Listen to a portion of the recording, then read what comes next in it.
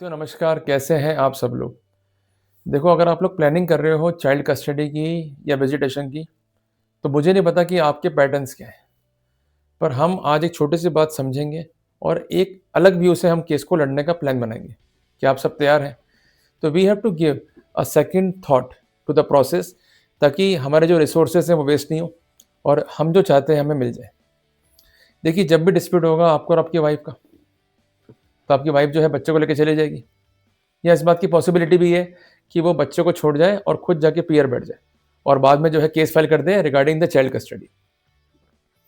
तो जब भी केस जो है फाइल करेगा या तो हस्बैंड या वाइफ, तो उस पर्सपेक्टिव में बच्चा जो है पिसता है क्योंकि लड़ाई वहाँ होती है ईगो की। किसी को होश ही नहीं है बच्चे का वेलफेयर क्या है, बच्चे का डेवलपमेंट क्या है। दोनों पक्षकार भाग रहे हैं अपना अपना ईगो साबित करने के लिए। आपको बनना ना बेस्ट पेरेंट।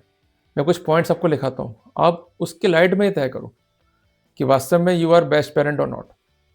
देखो एक ज्यूरिस्ट थे या एक इमिनेंट प्रोफेसर थे जिनका नाम था अब्राहम मास्लो, जो ये कहते हैं कि हर आदमी की एक बेसिक नीड है, वो है रोटी कपड़ा और मकान। हम सब कमा रहे हैं, कोई कमा रहा है बिजनेस से, कोई कमा रहा है प्रोफेशन से, कोई कमा रहा है सैलरी से। सबकी इनकम का स्तर भी जो है अलग अलग है। बेसिकली जब हम कोई पैसा कमाते हैं हमारे खर्चे भी होते हैं और जो कुछ हमारे हाथ में आता है खर्चे करने के बाद में उसे हम कहते हैं income by the way of profit, और यही हम भोग सकते हैं। क्लियर है?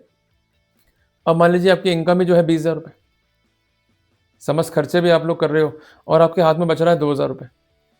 क्या आपको लगता है कि 2,000 के भरोसे बच्चे का बेस्ट वेलफेयर कर पाओगे, बच्चे को पढ़ा पाओगे अच्छे स्कूल के अंदर? जरा सोचिए, नहीं पढ़ा पाओगे ना।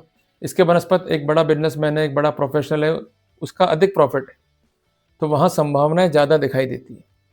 देखो बच्चा ले तो आओगे माँ से या वाइस वर्सा, पर कैसे पालोगे बच्चे को in absence of financial resources? हालांकि ये जजमेंट है कि फाइनेंशियल रिसोर्सेज अपने आप में एक सोल ग्राउंड नहीं है, पर ग्राउंड रिलेवेंट तो है ना। बगैर पैसे के बगैर अर्थ के क्या जी पाओगे? जरा सोचो।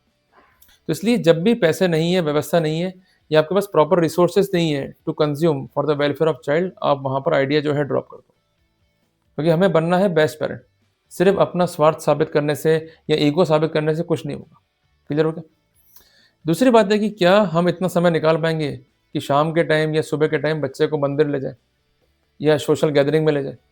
अगर टाइम ही नहीं है हमारे पास में, फुर्सत ही नहीं है, हम तो जा रहे हैं वकील साहब के चैम्बर में या हम ऑफिस से आते हैं लेट, हमको टाइम मिल ही नहीं पाता है, बच्चे पे हम ध्यान दे ही नहीं पाएंगे। तो बच्चे का आप कल्चर, बच्चे का जो सोशल रिस्पॉन्सिबिलिटी है उसको आप डेवलप नहीं कर पाओगे। तो क्या ऐसा पिता या ऐसी माँ योग्य है बच्चे के लिए? कम से कम देखना चाहिए इंडियन कोर्ट्स को एंड एडवोकेट्स को। तमाम बातें लिख दोगे, तमाम डिस्प्यूट्स भी लिख दोगे, बट जो पते की बात है उस पर जोर देना पड़ेगा। कई बार ऐसा होता है कि हम लोग जो है अपने जॉब के लिए किसी अन्य ज़िले में, किसी अन्य राज्य में जो है जाते हैं, जिसको हम कहते हैं जॉब के लिए रिलोकेट होना। अगर आप किसी अन्य राज्य में जाओगे या ज़िले में जाओगे, तो आपकी एब्सेंस बच्चा जो है कौन सँभालेगा? बच्चे का दादा या बच्चे का नाना, यही तो होगा, या बच्चे की मासी या बच्चे की बुआ। तो क्या बच्चे का ध्यान रख पाएँगे वो? तो इसलिए मैं बहुत स्पेसिफिकली आपको कह रहा हूँ कि कोर्ट जा करके अपने ईगो को साबित मत करो। Do not waste your time, money and resources. अगर डिस्प्यूट है बैठ के रिजॉल्व कर लो, इजीली रिजॉल्व हो जाएगा। अदरवाइज आप लड़ते रह जाओगे, आपको समाधान नहीं मिलेगा। क्लियर है? और जितना अच्छा हम रिजल्ट ला सकते हैं फ्रॉम द पेरेंटल अरेंजमेंट, उतना अच्छा रिजल्ट हम कोर्ट में जाके नहीं ला सकते। और मैंने देखा है कि जिन लोगों ने अडॉप्ट किया the approach of counselling and the approach of parental arrangement, वहाँ पर रिजल्ट आ गए मात्र 30 दिन में या 60 दिन में। इसके बनस्पत जो कोर्ट में गए लड़ते रहे, वो लड़ते रह गए सालों साल, पर कुछ नहीं मिला उनको। क्लियर है बात ये? और इससे बेटर तो ये काम आप कर लो ना। अगर आपको लगता है कि हमारे पास ऑप्टिमम रिसोर्सेज हैं, हम बच्चे का ध्यान रख पाएंगे, बच्चा लेके आ जाओ। It is not the crime, और किसी भी रूप में सेक्शन 137 बीएनएस का उल्लंघन भी नहीं होगा।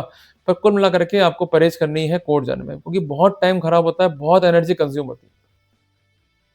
And we could not be the part and parcel of puppet scenario कि बच्चा जो है कभी इधर कभी उधर, ऐसा मत करना भाई। क्लियर है? अगर बच्चे को पाल सकते हो, दमखम है, बच्चे को ले आओ। और अगर लगता दमखम नहीं है, मैं नहीं कर पाऊंगा, लीव इट। क्लियर है? कोई दिक्कत नहीं। इसके अलावा कई बार ये भी होता है कि माँ जो है मांगती है मेंटेनेंस खुद के लिए भी, बच्चे के लिए भी। इसका मतलब माँ कमज़ोर है। समझना चाहिए माँ को कि अगर आप कमज़ोर हो, कमा नहीं पा रही हो, तो बच्चा हैंड ओवर कर दो पिताजी को। कम से कम वो कमा तो रहा है, उसके पास रिसोर्सेज़ तो हैं। भई आप कहीं और काम ढूँढ लो और आप भी कमाओ, ताकि उस बच्चे के वेलफेयर में आपका भी जो है कंट्रीब्यूशन। होता है कि आप घर बैठे हुए हो, एक केस डाल दिया मेंटेनेंस का, आसान काम दिखता है ना आपको, पर बच्चा ऑब्ज़र्व कर रहा है आपको कि देखो मेरी माँ पढ़ी-लिखी होने के बाद भी निकम्मी है, घर बैठी हुई है, चलो हम भी जो है केस डालते हैं फादर पे, ये उसकी बन जाएगी हैबिट। कुल मिलाकर के बच्चे की साइकोलॉजी खराब हो जाती है, ऐसा मत करो। बच्चे को देखना चाहिए कि मेरे पेरेंट्स जो है एक्टिव है, मेरे पेरेंट्स जो है मेरे लिए रोल मॉडल है। जबकि क्या दिखाई दे रहा है, पापा कमा रहे हैं, पर उनके पास टाइम ही नहीं। माँ जो है घर बैठी हुई है, कुछ काम नहीं करती है। तो we are going to play with psychology of child. ऐसा बच्चा समाज के लिए एक असेट नहीं बन सकता है। जबकि कॉन्सेप्ट क्या है, we have to make the child the asset for this country. इसलिए मेहरबानी करके अपने ईगो त्यागो, काउंसलिंग प्रोसेस करो और बच्चे के जो वेलफेयर है उस पर ध्यान दो। क्योंकि जजमेंट दोनों तरफ के हैं, पिता के पक्ष में भी है, माँ के पक्ष में भी है। अगर मैं वकील होऊँगा पिता का, उदाहरण लेता हूँ, तो मैं जजमेंट लाऊँगा पिता के पक्ष के, या वाइस वर्सा। तो कुल मिलाकर के पुराने फैसलों से नए फैसले बनते जाएँगे, पर वो सिर्फ़ फैसले हैं, वो न्याय नहीं है। हमें न्याय करना है बच्चे के साथ। हमें समझना होगा बच्चे की नीड को, बच्चे की वांट को, तभी हम सॉल्यूशन ला पाएँगे। तो बच्चे की जो एजुकेशन है, जो बच्चे के अटायर है, जो बच्चे की बेसिक नीड्स है, उस पर काम तो करना ही पड़ेगा। कि आपके पास प्रॉपर्टी है खानदानी, या आपके पास ऐसी प्रॉपर्टियाँ जो आप बच्चे को दे पाओगे by the way of inheritance, इस पे विचार ज़रूर करना। कई बार ऐसा होता है कि झगड़े इतने बढ़ जाते हैं, as per the legal advice possibility इस बात की भी है, the concerned mother might impute allegation against the father, कि मेरी छोटी बच्ची है वो अनसेफ रहेगी विद द फादर। हो सकता है कि ये सेक्सुअल अब्यूज़ भी कर दें। तमाम आरोप भी लगाए जा सकते हैं, पर ये सब अवॉइड करना चाहिए। देखो बच्चे हम सबके एसेट हैं। बच्चे समाज का जो है भविष्य है, बच्चे देश का भविष्य हैं, तो ये चीज़ें हमें अवॉइड करनी चाहिए। क्लियर है बात है? इसलिए मैं आपसे पुनः निवेदन करता हूँ कि despite of going to the court, despite of going in a large proceeding, just go for parental arrangement, just go for counselling process. आपको ज़रूरत है सिर्फ काउंसलिंग की। क्लियर है बात है? दोनों पेरेंट्स बैठो, डिस्कस करो, बच्चे के अधिकार क्या होंगे, हम कैसे मिल पाएँगे, या किस प्रकार हम अपने राइट्स को जो है एक्सरसाइज कर पाएँगे। सबसे अच्छी बात क्या है, आपको लाखों रुपए खर्च नहीं करने, कोर्ट जाना बच गया, आपका टाइम, मनी, रिसोर्स सब बच गया। ईज़ी वे में आप सलाह करके एक अच्छा वर्कआउट जो है कर सकते हो बच्चे के वेलफेयर और डेवलपमेंट के लिए। और कोर्ट यही चाहता है कि ये बच्चे जो है कोर्ट नहीं आने चाहिए, जितने मैटर सॉल्व हो जाए कोर्ट के बाहर उतना जो है बढ़िया रहता है। क्लियर हो गया अपने को? इसके अलावा मैं आपको कुछ बिंदु जो है लिखाता हूँ जो कि बहुत महत्वपूर्ण है in the counselling process. Whenever you are going for a counselling and for child arrangement, कुछ बिंदु आपको जो है ध्यान रखने होंगे।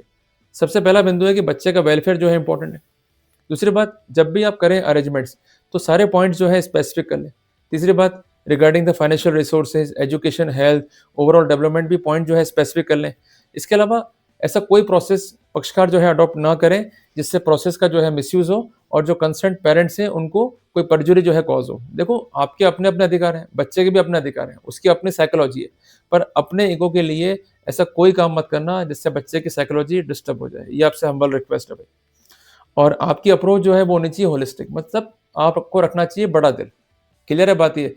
तो कुल मिलाकर के केवल बच्चा छीनने के लिए या बच्चा झपटने के लिए एक्ट अपॉन नहीं करना है। क्लियर है? आपको एक्ट अपॉन क्या करना है कि बच्चे को उसके अधिकार मिल जाएँ, बच्चे को उसका मिल जाए वेलफेयर, बच्चे को मिल जाए उसका डेवलपमेंट। ये जो चीज़ें हैं, ये जो गॉड गिफ्टेड चीज़ें हैं, बच्चे को मिल जानी चाहिए, ये आपसे हम्बल रिक्वेस्ट है। और इसके अलावा कौन-सा पैरेंट काम कर पाएगा विद द स्टेबिलिटी और कौन काम कर पाएगा ऑन द कंसिस्टेंसी, इस पर भी जो है हमें जोर देना होगा। क्लियर है बात ये? बेसिकली दीज़ आर की performance indicator for the best parental arrangement. अगर आपने इस पर काम कर लिया, तो हम एक बड़े पैनिक से बच सकते हैं। बच्चे के वेलफेयर को, बच्चे के डेवलपमेंट को भी इंश्योर कर सकते हैं और इसके साथ-साथ जो हमारी अप्रोच है, वो क्या होगी होलिस्टिक और एक लंबा कानूनी प्रक्रिया, उससे बच गए हमारा टाइम, मनी, रिसोर्स सब बच गया। तो वादा करो, करोगे ना भाई? कोई दिक्कत है क्या इस काम में? नहीं है ना? तो just go for the counselling, just go for the parental arrangement और सब कुछ जो है सही हो जाएगा, there is nothing to worry. तो सब कुछ डिपेंड है हमारे ऊपर, अगर हमारी सोच पॉजिटिव होगी, तो रिजल्ट्स भी पॉजिटिव अपने आप ही आ जाएँगे। जल्दी मिलेंगे एक नए टॉपिक के साथ। टिल देन जय हिंद, जय भारत।